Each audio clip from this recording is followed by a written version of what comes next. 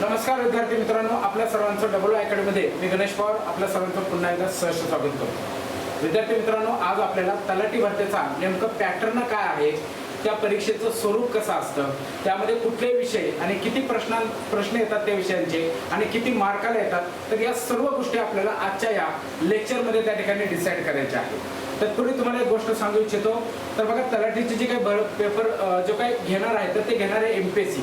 तर एमपीएससीने अजून तलाठीचा paper pattern त्यांनी अजून काही त्या ठिकाणी म्हणजे मुलांसाठी अजून त्यांनी काही प्रमाणे परिपत्रक वगैरे काढलेलं नाहीये की आम्ही अशा प्रकारे तलाठी या परीक्षेचा पेपर घेणार आहोत। ठीक आहे, तर तत्पूर्वी बघा मला फक्त तुम्हाला एकच सांगायचंय, तर जो तुमचा जे काही तलाठी होण्याचा जे काही तुमचा एम असेल तर एम पूर्ण करण्यासाठी जो आपला पूर्वीचा पॅटर्न होता तो पॅटर्ननुसार सध्या अभ्यास चालू राहू द्या।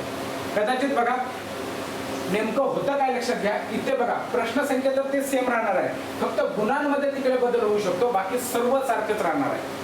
म्हणून मी तुम्हाला म्हटलं की जो आतापर्यंतचा जो पेपर पॅटर्न आहे तलाठी भरतीचा तो सध्या फॉलो करा, फक्त बदल कुठे होणार या गुणांमध्ये मात्र फक्त तिथे बदल होणार आहे। कारण आतापर्यंतच्या जर एमपीएससीच्या प्री बघितलं तर सगळे एक प्रश्न 1 मार्कालाच त्या ठिकाणी आहे। राज्यसेवा जर बघितलं एक प्रश्न 2 मार्काला आहे।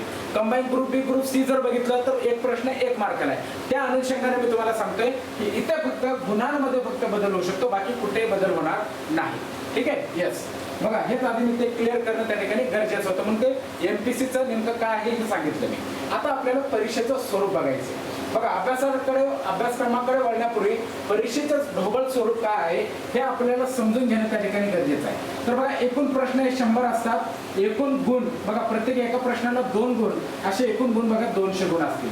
जर इथे एमपीएससीने एक प्रश्न 1 गुणाला दिला तर इथे गुण किती असतील रे, मग 100 गुण असतील। ठीक आहे, यस वेळ असेल बघा 2 तास, किती वेळ असेल 2 तास, 100 म्हणजेच किती 120 मिनिटे असेल।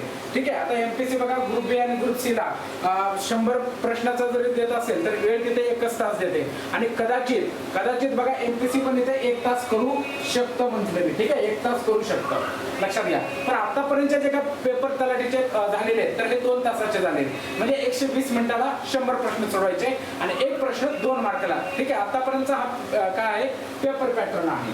ठीक आहे, चला नकारात्मक बघा गुण। ठीक आहे, निगेटिव्ह मार्किंग सिस्टीम, तर लक्षात घ्या या परीक्षेत सहसा नकारात्मक गुण पद्धत नसते, लक्षात घ्या। म्हणजे आतापर्यंत तलाठीची जी काही भरती आहे आयबीपी टीसीएस पॅटर्न घेतली आणि याच्यामध्ये त्यांनी निगेटिव्ह मार्किंग ठेवली नाही, पण आता एमपीएससी कडे वर्ग झाल्यामुळे लक्षात घ्या इथे नकारात्मक गुण आपल्याला त्या ठिकाणी तिथे नकारात्मक गुणाचे 8 मात्र एमपीएससी 100% घालेलच। कारण एमपीएससीच्या जेवढ्या काही परीक्षा आहेत त्या सगळीकडे बघा नकारात्मक गुण सिस्टीम आहे, म्हणजे निगेटिव्ह मार्किंग सिस्टीम आहे। ठीक आहे, निगेटिव्ह मार्किंग सिस्टीम काय असतं याचा एक मी परत त्या ठिकाणी व्हिडिओ बनवतो, त्यामध्ये तुम्हाला कळून जाईल की कशा गुण काढायचे, निगेटिव्ह मार्किंग कशा पद्धतीने असते, तर ते सर्व आपण तिकडे त्या व्हिडिओमध्ये बघूया।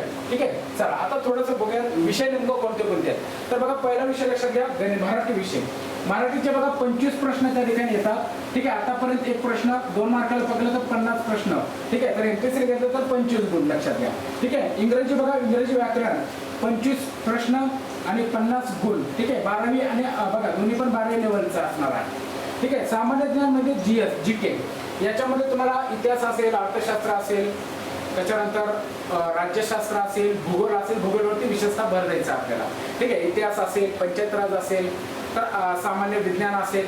ठीक आहे, तर अशा विविध सब्जेक्ट तुम्हाला या जीएसच्या माध्यमातून करायचे असतात आणि त्याचे प्रश्न येतात बघा 50 गुणांना।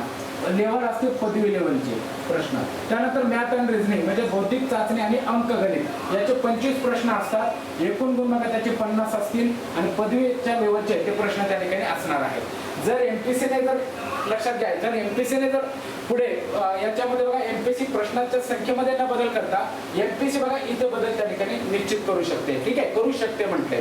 ठीक आहे, अजून त्याबाबतचं जाहिरात तर त्याबाबतचं परिपत्रक एमपीएससीने अजून काढलेलं नाही, पण जेव्हा एमपीएससी परिपत्रक काढेल लक्षात घ्या तेव्हा हे सब्जेक्ट तर फिक्स त्या ठिकाणी असणार आहे। ओके, तर विद्यार्थी मित्रांनो आपल्या डबल अकॅडमीमध्ये तलाठी भरती बॅच त्या ठिकाणी नुकतेच सुरू झालेले आहे, तर आपण सर्वांनी त्या ठिकाणी जॉईन करायचे आहे। काही शंका कुशंका असेल तर आपला नंबर मी इथे देत आहे 80 10 45 7760 या नंबरला तुम्ही त्या ठिकाणी संपर्क करू शकता आणि तुमच्या जे काही शंका कुशंका असतील तर या नंबरला तुम्ही फोन करून तुमच्या शंका कुशंकांचं निरसन करू शकता.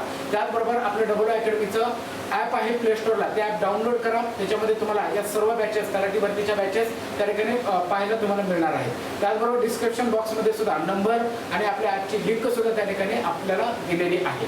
चला तर विद्यार्थी मित्रांनो, बेस्ट ऑफ लक. खूप चांगला अभ्यास करा. चला, थँक्यू.